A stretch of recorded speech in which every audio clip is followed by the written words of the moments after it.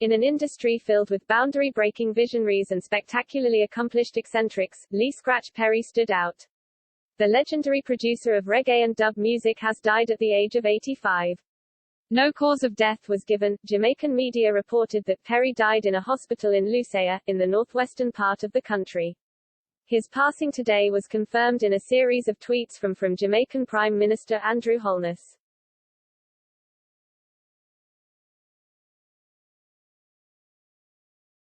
He was born Rainford Hugh Perry in 1936, during the height of labour unrest against the British colonial government.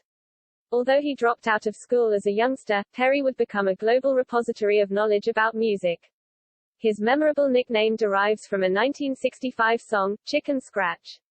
At Perry's storied Black Ark studio in Kingston, located behind his family's home, Perry worked with Bob Marley and the Wailers, the Heptones, Junior Murvin, and many more, crafting some of their most well-known songs. But Perry fell out with nearly as many people as he promoted and made famous.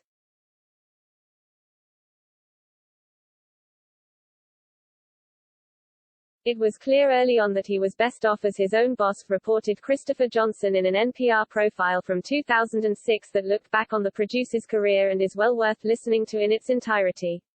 He created a record label and formed a band called the Upsetters. He wrote songs that dissed his old mentors, and those tunes became hits in Jamaica.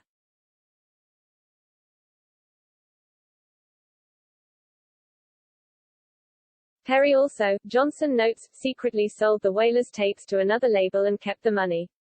As legendary for his otherworldly fashion and esoteric spiritual practices as for his occasionally questionable ethics, Perry translated his oral innovations into rock and rap in his work with Clash, Paul McCartney and the Beastie Boys.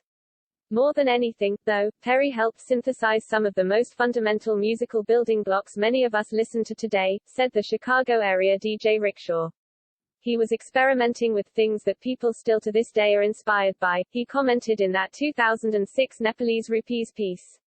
He was doing remixes before the term even really existed with these 12-inch dub plays, disco mixes that would splice together different songs, different rhythms and effects.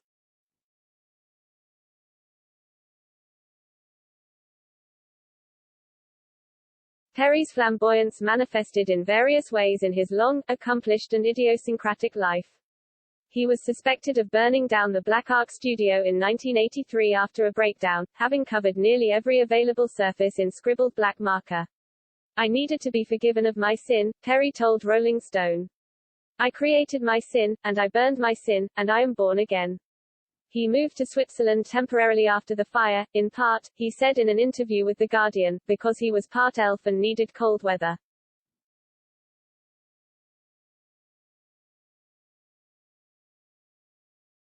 "I tire of the trope that genius rides shotgun with madness, but few people were as weird or cast as long a shadow as Lee Perry," tweeted producer Steve Albini.